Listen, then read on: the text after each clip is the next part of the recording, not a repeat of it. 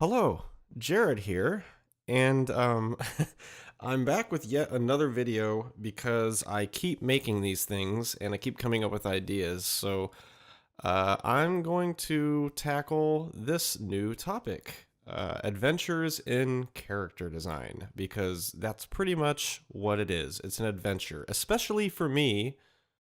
I just want to make a disclaimer, just to remind everyone, I'm not claiming to be a professional or to be some super masterful dude that's been around for a long time. Everything I say just comes from my personal journey in art and things that I've discovered on my own. Granted, this doesn't come without knowledge that I've gathered from other more experienced artists, but I still felt that, just from my perspective, it's just one more video, one more thing that you can watch that might give you an idea of what it's like to engage in this topic.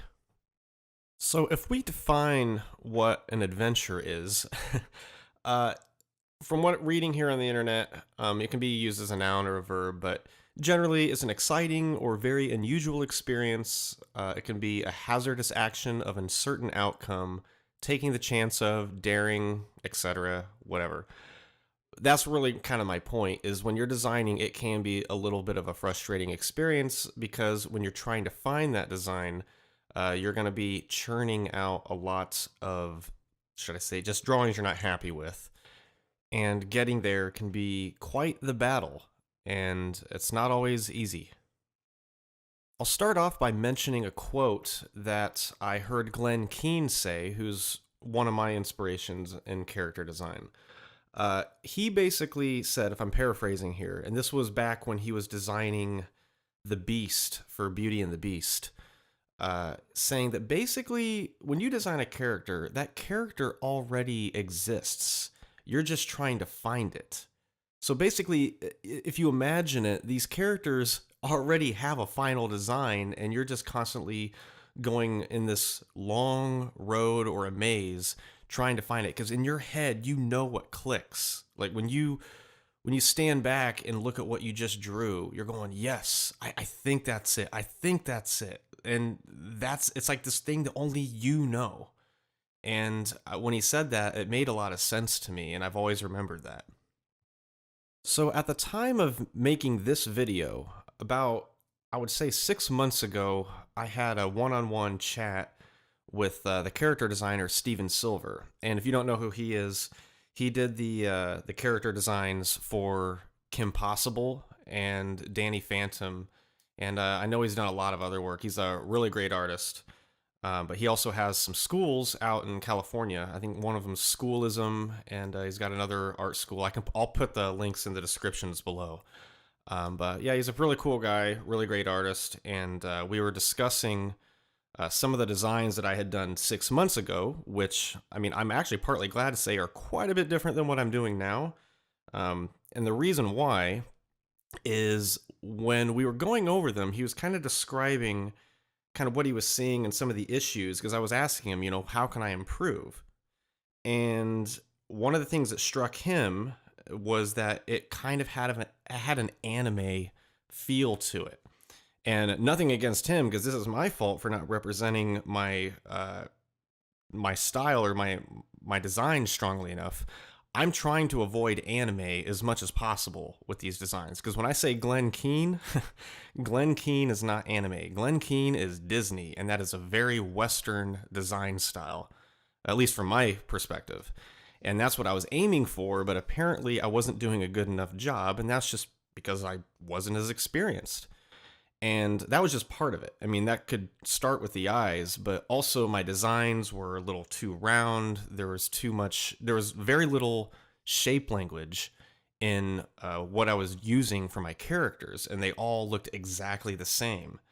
And as he described that to me, I realized, yeah, that's kind of a problem, because when you look at his designs, they're very dynamic, they're very striking, and there's constant shapes being used, like always, like straights against curves, straight lines, sharp points, round, like all over the place.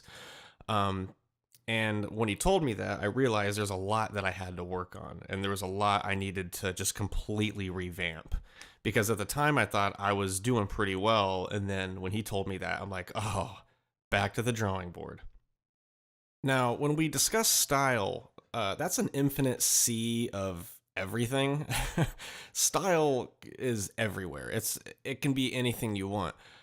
For my personal taste, when I design characters, I tend to try. I don't know. I imagine just in my own head that the characters take a shape and a form that I would like to see as if it was a feature film. Like if they are feature film concepts, what would they look like? Because, I grew up on tons of, after school cartoons and Saturday morning cartoons. I'm a total 90s kid. And I realized that, there's certain styles that fit well for certain types of mediums and TV shows, and especially demographics, depending on what type of demographic you're trying to hit. And in my mind, in the long term, especially with the story writing, I'm trying to do this whole 18 to 35 demographic because I want to tell more of an adult themed story that doesn't just say, oh, this is going to be for kids. So my designs tend to take a little bit more of proper human anatomy, but I still want to hold on to the cartoon aspect because that's the stuff I really loved as a kid. And the characters that I've been designing, for anyone that's seen a bunch of my videos, these designs are inspired by just about every freaking cartoon I ever watched growing up. I mean, I could list off at least 10 cartoons that had characters like these, like No Humans. I mean, that was the trend. That was the 20th century trend. You go anywhere from Chuck Jones to Fred Quimby and just all Hanna-Barbera. I mean, there's so many cartoons that were just, robots and Transformers, Yogi Bear, Ninja Turtles, all the Disney after-school cartoons, DuckTales, Chip and Dale, Tailspin, all of those. So this is where I get my designs from, but I want to take it on a different edge, on a different angle, and show that that medium, that style, can be applied to a more adult level. This character in front of you here, for at least a year, almost since I started this whole thing, he was just a name on a piece of paper. In fact, he didn't even have a name. This guy was called President or King. Or I don't know what the hell he was, but he didn't have a name. I think he had a name at one point, then I completely forgot it. I didn't even write it down, or I lost the file. But this guy is my 12th character that I've designed over the last year to year and a half. And what you're watching here in this video is me attempting his design for the very first time. And this is basically over the course of one day. And I understand that, there are some people, professional artists, that you can spend months trying to find a design. If you're on a major project and you're trying to find a character that's just gold, you can spend a very long time and hundreds of drawings trying to find that character. But for me, this is like my little mini personal introduction into doing that. I've done some other recordings that I haven't shown yet of other characters where I was trying to find their designs, but this is the one I wanted to use. On this particular one, I went through at least almost 4 to 5 different faces. I first was going to go through the faces. But first, I needed to know a little bit more about this character. So who is this guy? Well, he's a man of power. He basically is the prez. He's the president. He's kind of a prick. He's not trustworthy. He always gets what he wants. And then I thought of like real types of people. Like who are people that I wouldn't trust? Who are the stereotypes? Used car salesmen, nothing against used car salesmen. I'm not trying to insult anyone that could be that watching this video, but I'm going to use movie stereotypes, TV show stereotypes. Used car salesmen, TV televangelists, politicians. That's a pretty easy one. That's pretty much what I'm drawing. So that's what I did. I went and found a bunch of images of people that filled those roles and people that I wouldn't trust. And I used that as a base template to start designing his face. So the first face I did was kind of the whole, have I got a deal for you face. and that just over the top, super grin smile. But you just look at that guy and go, you know what? No. I didn't really like it so much. It still felt a tiny bit generic to me. There was something, it didn't speak loudly enough about what I wanted him to be. So, of course, I'm not going to land on design number one. That would be stupid. You got to keep finding out what you like and what you don't like. But on his design, I gave him kind of the devil horns, or like the devil ears, like they kind of go inward with spikes. You know, that guy just doesn't look right. The little puffed up eyes. That's just, yeah, that grin. Ugh, that grin. Um, but anyway, on to the second drawing. I wasn't particularly fond of this one. It was still, I wanted to experiment with more of kind of a fat faced, double chin type dude. And, cock the ears back, put him in completely different place, maybe give him kind of a look where he has like a balding spot on his head. Make him kind of look like that spoiled little fatty rich kid that always got what he wanted. I don't know. But I wasn't too fond of it. It was a little sloppy. It didn't really resonate with me. And of course, I continued on. So then we hit design number 3. And at first, I thought I was going to like this one. And I elongated the face. I made him more of a slender, vertical style face, and kind of made him a little more raspy. And I was trying to think that he would be some type of like guy in a monocle, like ha ha ha, like that top hat wearing dude. But then I started looking at it and I'm like, he doesn't look that, I don't know, salesman-y. He looks more dumb. And maybe it's just the way I made his eyes, but I have a character already that's similar looking to him that I haven't posted on here. But the more I looked at it, the more I didn't like it. And I knew that I had to keep going. Once I got to design number 4, I think I didn't record that. I didn't record myself drawing design number 4, and I'm regretting that. But it's going to be in the video. If it hasn't popped up already, it's going to. This is the one that's really started getting me thinking. Got kind of the beady eyes, the really fat face, the big side ears, and kind of the eyes are kind of sinking into the head, and that double chin. And I started realizing, okay, this is the one that's slowly starting to get me on the path that I want. But as I looked at it a little more, it still had this kind of weird, generic alpha stage look. It wasn't ready for beta. It wasn't ready for the next level. And I looked over my 4 designs and went, okay, well, what are the things that I like out of these? I don't really care for design 2 so much. Basically, design 4 replaced design 2 as my fatty face. Design 3, I just didn't care for. It just wasn't working. He didn't seem powerful. He seemed weak and unintelligent. So it was really down to design 1 and 4, and I want to take some of that power in 1 and combine it with some of that, I don't know, that sinister fat boy evil dude in number 4. And I kind of liked the ears more up, more in front. I didn't like them going straight out to the side, so I kept that in mind. And I still wanted the kind of that fat face, the double chin part, but I wanted more of this like power. Like I wanted to grab somehow those features from 1 and put it into 4, and then somehow push and pull some parts of the skull and the muzzle as far as possible. So then I finally moved on to design 5. And this is the one for me that clicked. I imagine I wanted to bring the fur or the hair, whatever you want to call it, kind of curled up on the side. I think like those 70s sideburns almost from like, used car salesman that kind of used to be fashionable. And I wanted to use some of that. And I decided to do the ears in the front, but I decided to change the shape of them. They're very similar to one of my other characters, Daphne. And I've only used that design style, I think, once, and it's just her character. So I'm like, you know what? I can get away with this. This is just one other character that has the same type because this is all one species. Every character is the same species, just different looks. So I decided to use that as my second character with that similar style.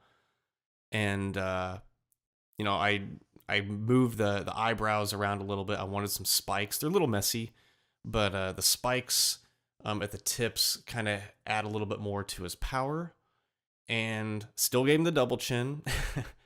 and and then I decided to give him this smirk. It's like a smile, but it's kind of like a yeah, I'm gonna get away with it. Like he's ordered something bad, or he's gonna just do something that, you're a jerk, dude. So that's what I did, and I ended up becoming really happy with the design. I kept the hair real short on top, just kind of like, a conservative dude. He doesn't wear this crazy, Elvis hair or anything. So uh, yeah, that's what I was going for, and that really started to click for me. So after I got the face, I had to move on to the body, and body language is just as important as face language. I Looking at my cast, I have 11 characters and I've only got one that's heavy set. And he's more of a shorter character, and he's not even really fat. He's just kind of real stocky, almost ogreish. And what I wanted out of this character, if he's going to be a leader, like the leader of everything, he still has to represent a certain amount of power. Like he still needs to look strong. I still want him a bit tall, but I didn't want to go for like just a big stereotype where I know in movies in the past and other characters, it's just a big, fat, gross king. Yeah, he's overweight, but I don't want to make him look weak, if you know what I mean. He's still very abled. He can still take care of himself. So I want to just make it look like this guy always had uh, a big turkey dinner every night, and he got what he wanted, and everything was just peachy. So it's a guy that lives a very comfortable lifestyle, but he can still do things on his own. And he's still someone that could whip your ass if he decided to. But lucky for him, he doesn't have to, because he has Titus, another one of my characters, as his strong arm. So he does his dirty work. So as I was drawing the character, I'm not sure where we're at in the video, because I do these recordings completely separately and then edit the video to them. But I know I was having some issues drawing hands at some point. I mean, I can draw hands. I was getting kind of burned out. I really didn't care, and that's still something I need to work on.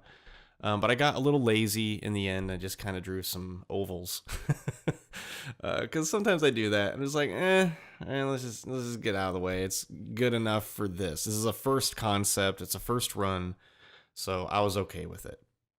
But as far as his shape, I think I was pretty comfortable with the shape. I wanted him to have kind of a formal dress, but in a way, he's a little stylish, a little exotic.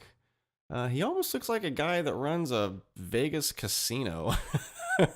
I don't know if that's the right thing for a president to wear, but, purple and black, go for it, you know? So that's what I decided. I wanted to use some colors and some themes for a character that I haven't really seen in other characters. Because a lot of characters that I've done have kind of a themed color palette, and what the colors represent who they are. So his was a little different, and I don't think I have any characters that use that specific palette. I think I have a pink one. I have one that uses kind of a darker purple, but it's more purple and white. Also, I'm not really sure what I did with the shoes there. I was trying to go for that 1950s, those black and white toe. I can't remember the name of them. I actually drew them in another picture a few months ago, but they kind of have a Sonic look, like shoes Sonic would wear. But that's why this is a concept. That's probably going to change. Maybe the color, I have no idea, but something as simple as shoes are still part of the character. So that's just something I landed on at the time, but that's what I got for now. Also, you can see he's a cigarette smoker.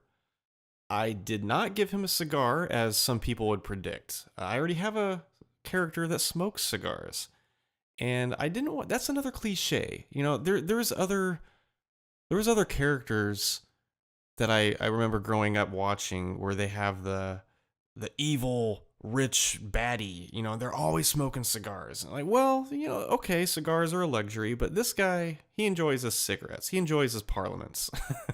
Whatever he smokes.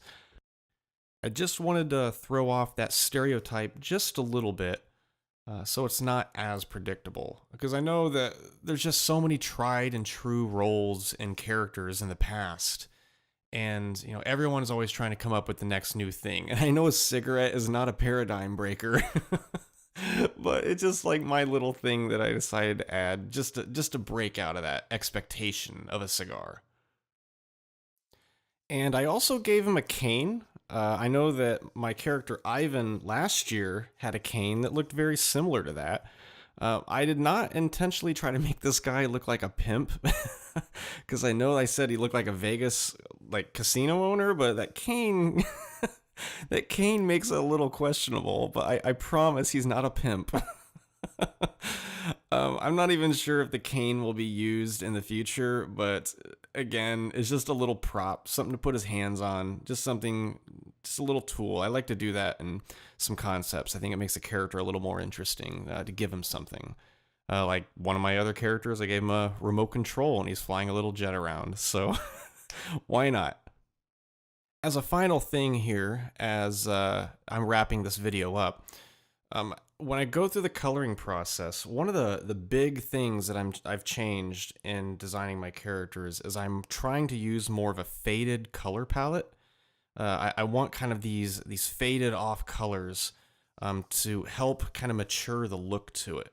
Because growing up, cartoons look so bright and colorful, and I remember it being like that. And so for the longest time, mostly last year, the colors I was using were so bright. I mean, like almost eye-bleeding bright. And that was really hurting some of the dynamics and the subtleties of my characters. And what that also does, it can send the wrong message of the demographic that you're trying to hit. Big bright colors say young kids, and that's just a fact. I'm sorry, like that my writer has been reading comics his whole life. I mean, DC, Marvel, Image, you name it. And yeah, he said that, you know, these real bright colors, man, it's really speaking a message that this is for a younger audience, and you need to find a better color palette, which is going to help resonate your characters. And I actually realized he was right, and that's what I've been experimenting with. And it's amazing when you back off colors, how much colors can start complementing each other and how much they can still be radiant even when you fade them out.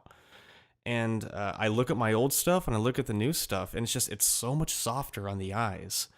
And it's still got a nice, pleasant, saturated look, in my personal opinion. I'm still experimenting. Still got a ways to find out what I truly like, but I like the direction that it's going, and I do think it helps maturing the character for appeal for an older demographic. So that's why I've been experimenting with a lot of faded colors lately. So we should be wrapping it up.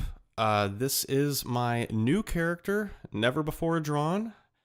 And I went through a whole bunch of names for the guy. I went through a whole bunch of royal and fancy name generators.